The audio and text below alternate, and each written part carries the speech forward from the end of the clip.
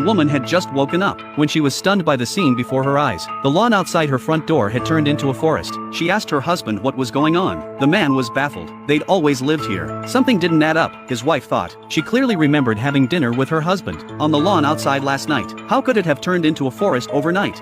Matt reassured his wife she must be exhausted and told her to get some rest. Early the next morning, Amy woke up and rushed out the door, only to find a hillside where her front yard had been. Overwhelmed by terror, Amy's legs gave way, and she tumbled down the slope into the water.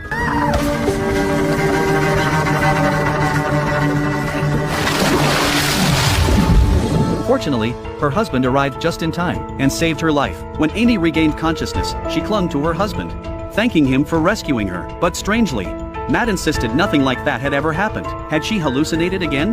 Matt speculated it might be because she'd recently survived a car accident, but her family had perished in that crash, and the psychological trauma had triggered aftereffects. Amy found this explanation plausible. The next morning, she ate the breakfast her husband prepared. Before heading out, she asked Matt if the forest still lay beyond their door. Receiving his affirmative answer, Amy cheerfully opened the door. Yet this time, the landscape outside had reverted to the familiar lawn. Sitting on the ground, Amy couldn't comprehend it. The scene before her felt so real. It simply didn't seem like an illusion. Seeing Amy still couldn't accept it.